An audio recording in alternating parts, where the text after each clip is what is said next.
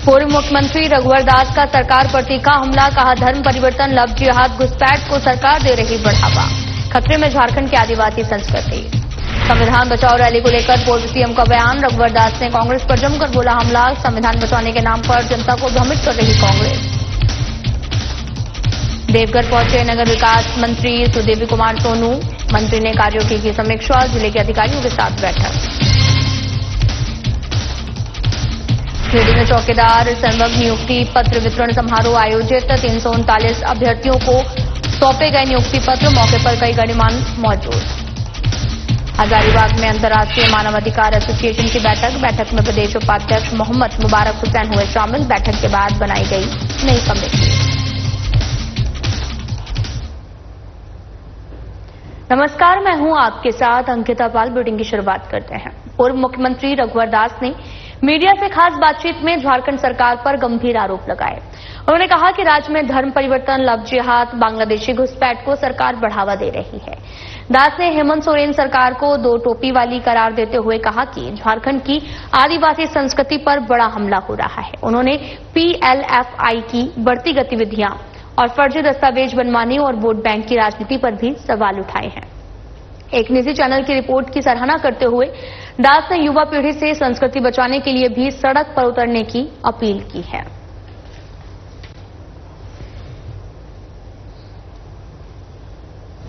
और संथाल में बड़े पैमाने पर गो तस्करी भी बेधड़, चाहे पाकुड़ के बॉर्डर हो, चाहे धनबाद हो, चाहे इधर हम लोग का बहरा गोड़ा हो, चाहे गुमला हो, गो तस्करी भी इन लोग के द्वारा बड़े पैमाने पर की जा रही है। और इस तरह पीएफआई आर्थिक रूप से भी झारखंड में बहुत मजबूत है। तो आने वाले समय में झारखंड की जो स्थिति है, अगर हम चिंतन करते हैं तो झारखंड पर दो तरह से अटैक है। एक विदेशी धर्म हमारी झारखंड की धर्म और संस्कृति परंपरा को नष्ट कर रही है। दूसरी तरफ अवैध घुसपैठी हमारे भोले भाले आदिवासी बहनों को लव जिहादी कर लैंड जिहादी भी करने का काम है। तो मैं खासकर एक आदिवासी मुख्यमंत्री है, उनके पिताजी ने झारखंड को बचाने के लिए, झारखंड के लोगों के लिए संघर्ष किया हुआ। तो कम से कम अपनी विरासत गुरु जी के चिन्हों पर चलते हुए जिस हमारी झारखंड की संस्कृति के लिए हमारे धरती आबा भगवान बिरसा मुंडा सिद्धू कानू ने अंग्रेजों के खिलाफ अपनी संस्कृति को बचाने के लिए संघर्ष। आपको बता दूं, इस राज्य में दो टोपी हावी है। दो टोपी के संरक्षण में आज दोनों टोपी फल फूल रहे हैं इस राज्य में। कौन है दो टोपी? सब आप लोग जानते हैं दो टोपी। कांग्रेस पार्टी द्वारा संविधान बचाओ रैली कार्यक्रम पर पूर्व मुख्यमंत्री रघुवर दास ने कांग्रेस पर जमकर हमला बोला।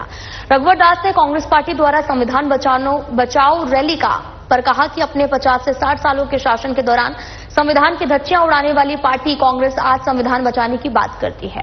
जनता जान रही है कि कांग्रेस संविधान बचाने के नाम पर देश की जनता को भ्रमित करने का काम कर रही है। कांग्रेस पार्टी संविधान के बारे में उपदेश ना दे तो अच्छा, उन्हें कोई नैतिक अधिकार नहीं, क्योंकि स्वयं 50-60 साल कांग्रेस पार्टी सत्ता में रही और संविधान की धज्जी उड़ाने का काम आजाद भारत में किसी पार्टी ने की है तो वह कांग्रेस पार्टी है। तो पूरा देश दुनिया जानती है कि अपनी सत्ता स्वार्थ के लिए किस प्रकार 1975 में संविधान का संशोधन कर सत्ता में बने रहने के लिए सारा देश को नजरबंद कर दिया। मौलिक अधिकार पर हनन करने का काम किया था, प्रेस की स्वतंत्रता छीन ली। किस मुंह से आज जो संविधान की बात कर रहे हैं? तो पूरा देश जानता है कि संविधान बचाने के नाम पर जो राजनीति से प्रेरित है, जो फिर लोगों को गुमराह करना चाहता है, तो भारत की प्रबुद्ध मतदाता, झारखंड की प्रबुद्ध मतदाता अच्छी तरह जानती है कि कांग्रेस संविधान विरोधी है। कांग्रेस दलित, शोषित, वंचितों का विरोधी है और यही कारण है कि पूरे देश की जनता ने, झारखंड की जनता कांग्रेस। देवघर में होने वाले राजकीय श्रावणी मेले की तैयारी की समीक्षा को लेकर राज्य के पर्यटन सह नगर विकास मंत्री सुदिव्य कुमार सोनू देवघर पहुंचे, जहां उन्होंने स्थानीय सर्किट हाउस में देवघर और दुमका जिले के अधिकारियों के साथ में बैठक की है। बैठक में संताल परगना के आयुक्त लालचंद डांडेल, देवघर दुमका के डीसी, एसपी समेत अन्य विभागों के अधिकारियों ने भाग लिया है। मौके पर देवघर विधायक सुरेश पासवान, सारठ विधायक उमाशंकर सिंह उर्फ चूना सिंह भी मौजूद रहे। इस दौरान मंत्री ने विभागवार किए जाने वाले कार्यों की समीक्षा की है। लिए दोनों ही जिलों की संयुक्त रूप से सभी विभागों जो लाइन डिपार्टमेंट्स हैं लगभग 11, उनके साथ हम लोगों ने एक बृहद समीक्षात्मक बैठक की। यह समीक्षात्मक बैठक हम लोगों ने श्रावणी मेला से लगभग 2 महीना 6 दिन पहले शुरू की है। हमारा प्रयास यह है कि पिछले वर्ष से कुछ और बेहतर सुविधाएं अपने श्रद्धालुओं को, पिलग्रिमेज को हम लोग दे सकें और हमारे इसी प्रयास का आज यह पहली कड़ी थी। विभागों की समीक्षा में मोटे तौर पर जो मुझको प्रतीत हुआ कि इन 11 विभागों के कन्वर्जेंस से झारखंड का जो ये सबसे बड़ा यज्ञ देवघर में आयोजित होता है, ये पूर्ण होता है। गिरिडीह जिले में चौकीदार सर्वग नियुक्ति पत्र वितरण समारोह का आयोजन किया गया। इस अवसर पर चौकीदार परीक्षा में सफल 339 अभ्यर्थियों को नियुक्ति पत्र सौंपे गए हैं।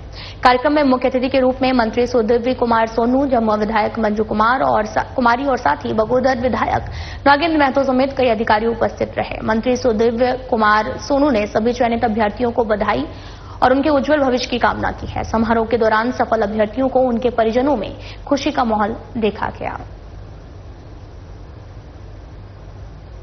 हजारीबाग में अंतर्राष्ट्रीय मानव अधिकार एसोसिएशन की बैठक आयोजित की गई, जिसमें मुख्य अतिथि के रूप में प्रदेश उपाध्यक्ष मोहम्मद मुबारक हुसैन शामिल हुए।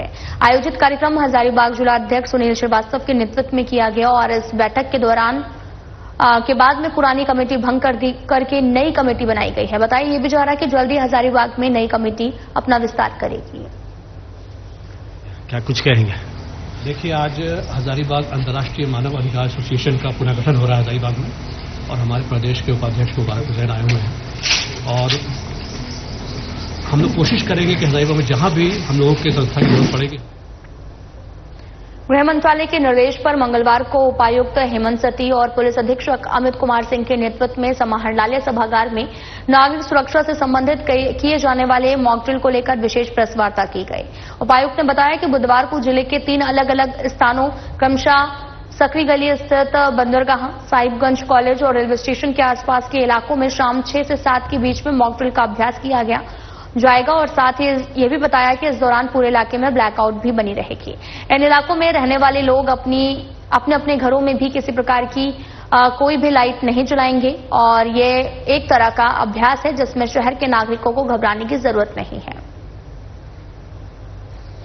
उनको एक पूर्वाभास है, जैसा कि डीसी साहब ने आपको बताया कि एक सिस्टेमिक ये व्यवस्था की गई है। ऐसा नहीं कि सीधे 7 बजेगा और लाइन काट दी जाएगी, वैसी बात नहीं है। ये एक्सरसाइज के डिफरेंट चरण है, विभिन्न चरण में विभिन्न स्टेजेस है। जो एक टाइम डिसाइड होगा वो अभी हम लोग मीटिंग में डिसाइड करके आप लोगों को कम्युनिकेट कर देंगे। वो बाकी ड्रिल्स, अगर किसी कुछ हो जाए तो उसको इवैक्यूएशन ड्रिल, कहीं आग लग जाए उसके बाद क्या रिस्पॉन्स होगा, फायर ब्रिगेड का ड्रिल, वो एक ड्रिल का एक सीक्वेंस है। तो पूरी सीक्वेंस चलेगी। वो टाइम अभी डिसाइड होकर आप लोगों को कम्युनिकेट कर देंगे हम लोग वो टाइम। और सबसे उसका अंतिम जो इस ड्रिल का जो अंतिम भाग है वो अंधेरा होने के बाद ब्लैकआउट वाली भाग है। ब्लैकआउट का टाइम कितना होगा, कितना देर से कितना देर तक रहेगा, वो हम लोग सायरन के माध्यम से बनाएंगे। ब्लैकआउट स्टार्ट होने के समय सायरन बजेगा, वो उसका ड्यूरेशन भी डिसाइडेड है। डिस्कस करना इसको बंद करने कंटेस्ट में आप लोगों को अवेयर करना है।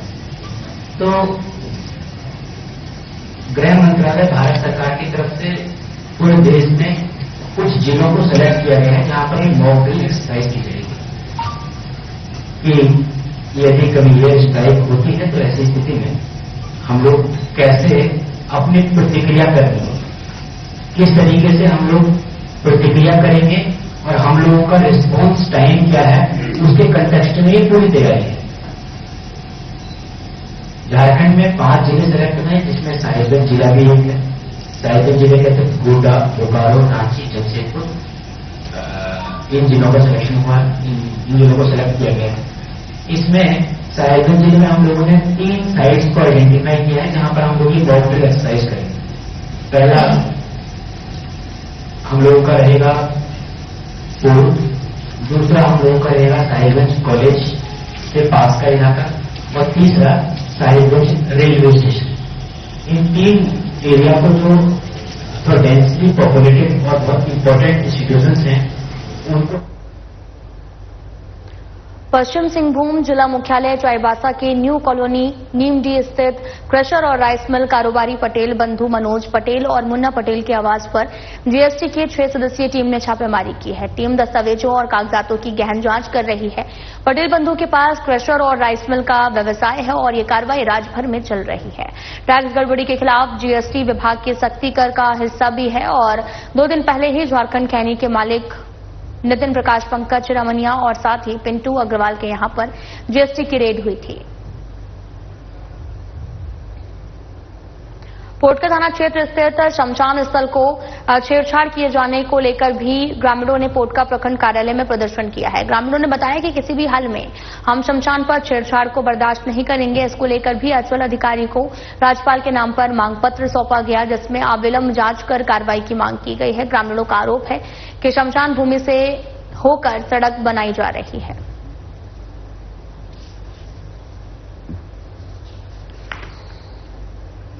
आज जो सीओ ऑफिस धरना प्रदर्शन में महिलाएं, ग्रामीण और जितने भी लोग आए हुए हैं, आज अपना शमशान भूमि को बचाने के लिए जो सीओ के द्वारा जिस तरह से बोला जा रहा है कि रास्ता का दिखाया जा रहा है, पहले मसना था और मसना है और जब उसको छेड़छाड़ कर रहा है, ये नहीं होना चाहिए।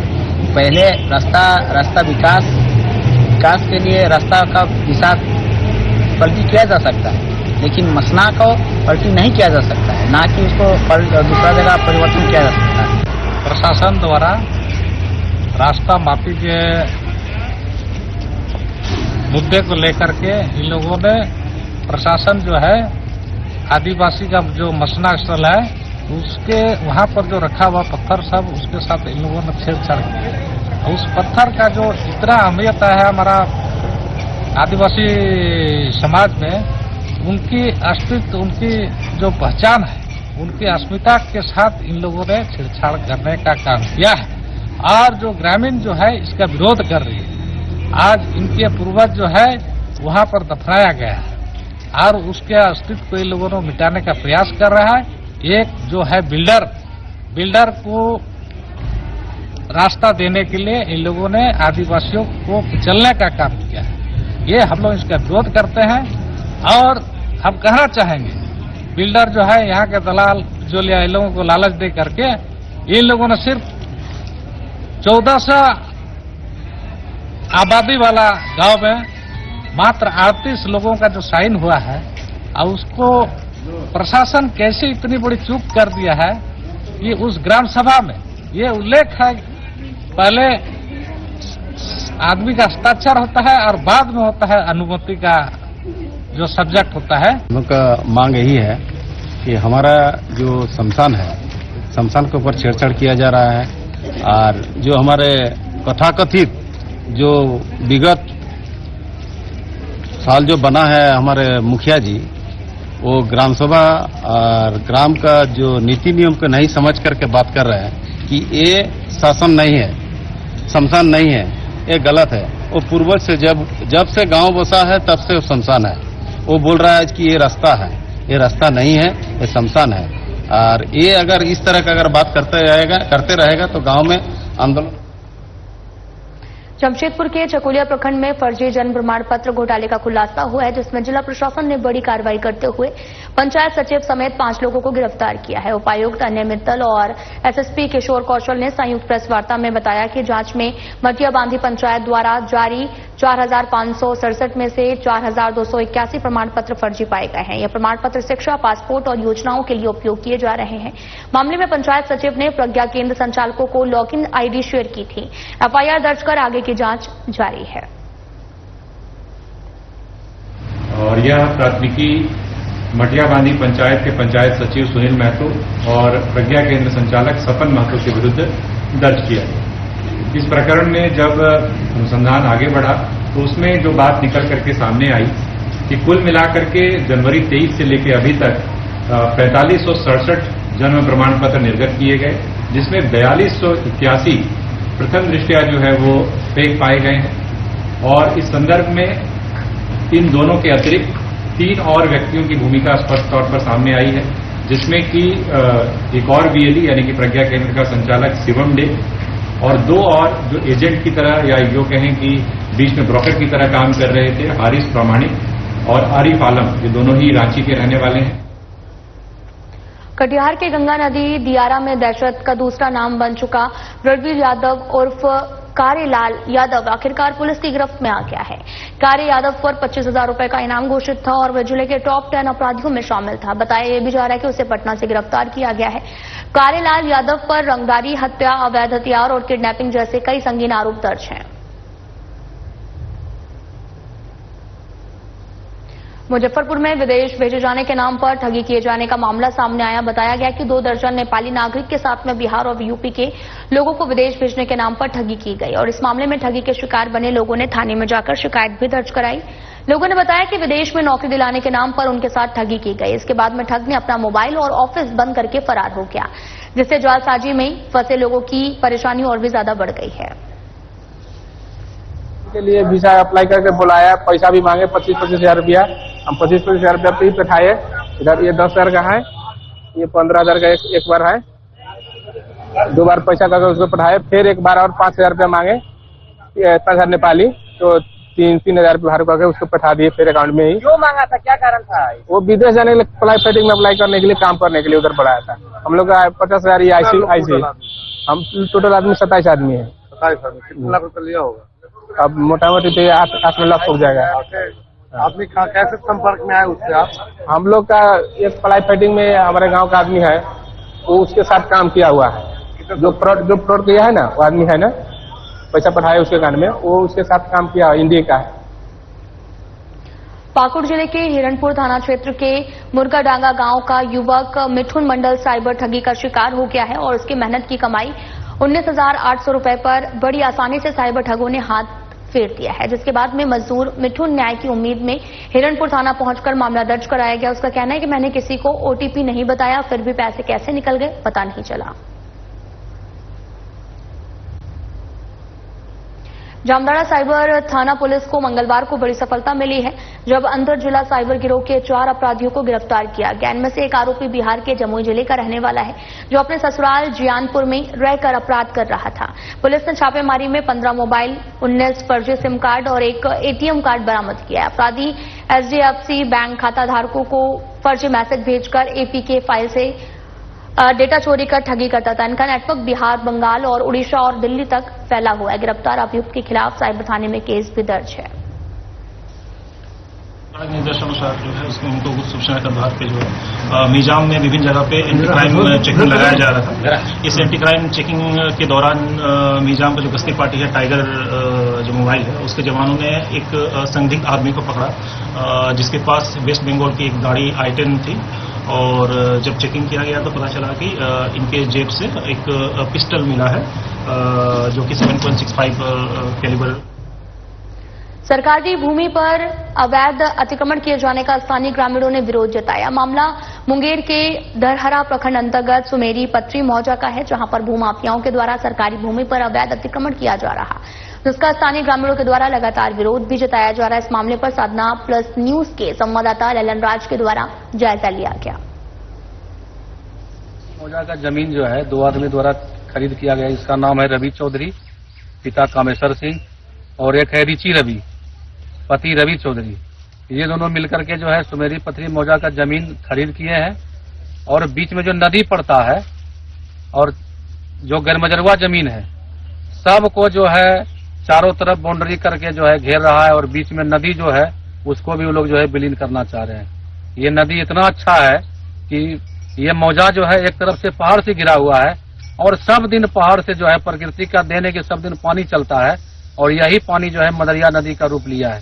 उसी को जो है ये लोग विलीन करना चाहते हैं और अपना पॉकेट सेकना चाहते हैं। तो इसी को लेकर स्थानीय ग्रामीणों द्वारा लगातार विरोध है। जी, आप लोगों ने जिला प्रशासन को भी पत्र लिखा है? जी, जिलाधिकारी महोदय को दिए हैं, अनुमंडलाधिकारी महोदय को दिए हैं, अंचलाधिकारी को दिए हैं, भूमि उप समाहर्ता को दिए हैं, थाना अध्यक्ष को दिए हैं, लेकिन अभी तक कोई सुनवाई नहीं हुई है।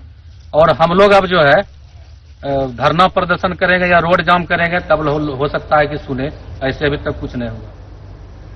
पोटका थाना क्षेत्र के हाता में स्थित एचपी पेट्रोल पंप में दिन दहाड़े बंदूक की नोक पर सेल्समैन से 25,000 रुपए की लूट का मामला सामने आया। लूट की घटना को अंजाम देने के बाद में 3 की संख्या में आए अपराधी खुलेआम पिस्टल लहराते हुए बाइक से भाग निकले। घटना के बाद क्षेत्र में दहशत का माहौल कायम है। घटना की सूचना के बाद पहुंची पुलिस मामले की छानबीन में जुटी है और लूट की ये पूरी वारदात सीसीटीवी कैमरे में कैद हो गई है। लुटाया 200 रुपया उसको और फिर इसको बोला पैसा दो नहीं तो मारेंगे, पैसा दो नहीं तो मारेंगे। फिर 100 चाहिए तो उसको भी वैसा कहा बंदूक। 3 जन था, तेल डाला 300 का, 200 रुपया रिटर्न कर दिया।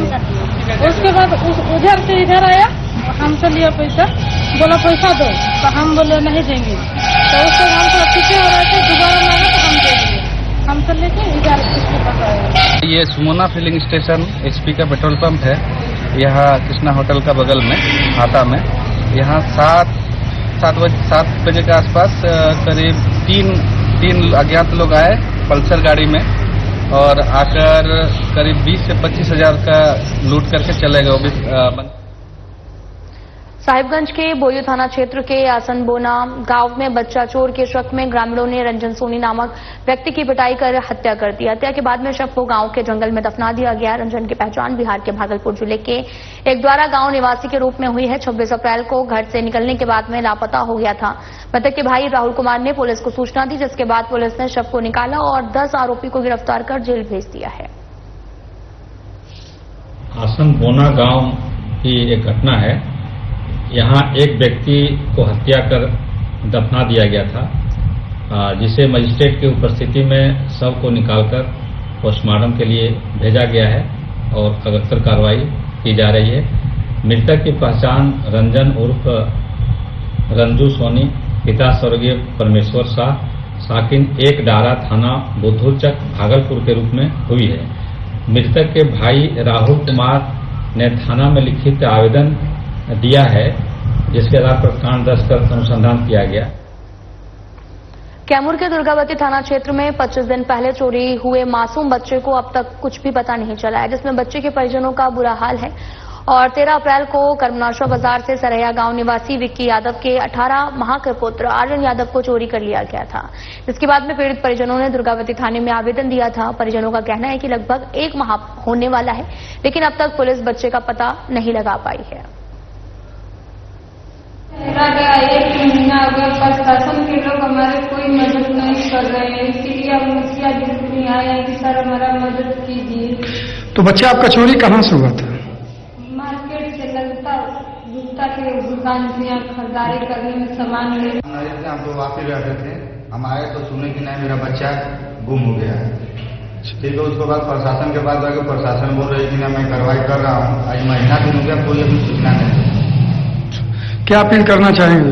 हम सोचते हैं कि मेरा जिंदा चाहे मुर्दा मेरा बेटा मेरे सामने आना चाहिए। तो अभी आप मामला यह है कि आर्यन यादव पिता विक्की यादव, छोटा बालक था आर्यन यादव जिसका उम्र 14 महीना है और उसकी माता यह है, माता जी गई थी बाजार में कुछ सामान खरीदारी करने और खरीदारी करते समय कुछ अज्ञात चोरों के द्वारा उस बच्चे को चोरी कर लिया गया और 1 महीना बीतने वाला है। और मैं शासन प्रशासन से मांग करता हूं कि वो लोग बहुत जल्द से जल्द बच्चा को कहीं से भी। कटिहार में हुए एक दर्दनाक हादसे में पूरा बिहार दहल दिया है, जहां पर एक शादी की खुशियां देखते ही देखते मातम में बदल गई। कुर्सेला थाना क्षेत्र के चांदपुर हनुमान मंदिर के पास में सड़क पर बिखरे मक्का के कारण अनियंत्रित होकर एक स्कॉर्पियो खड़े ट्रैक्टर से टकरा गई। टक्कर इतनी जबरदस्त थी कि स्कॉर्पियो का अगला हिस्सा पूरी तरीके से चकनाचूर हो गया। इस हादसे में मौके पर स्कॉर्पियो सवार 10 लोगों में से 8 लोगों की मौत हो गई। से बाराती आ रहे थे, उसकीपुर जाना था और टिकापट्टी पुल के नीचे में बजरंग जीरा चांदपुर के आसपास बजरंगबली थाना है जी। उस जगह भुट्टा का ढेरी लगा हुआ था। भुट्टा का ढेरी लगा हुआ था, उस पर स्कॉर्पियो चढ़ गया। हम लोग बाइक से पीछे थे। बाइक हजारीबाग के बड़ा बाजार थाना क्षेत्र में सिमरा रेस्ट हाउस के समीप कुएं से एक युवक का शव बरामद किया गया। बताया जा रहा है कि युवक की पत्थर से कुचलकर हत्या कर कुएं में डाल दिया गया। और हजारीबाग के सदर डीएसपी सह आईपीएस अमित कुमार ने भी बताया कि खुलासा के लिए एक टीम का गठन किया गया। पुलिस जांच कर रही है और जल्दी मामले का खुलासा किया जाएगा।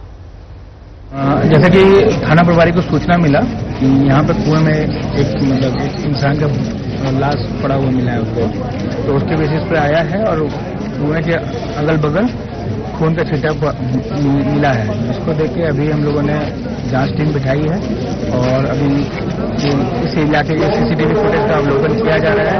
उसके बाद ही हम लोग कुछ बता पाएंगे कौन लोग थे, कितने लोग।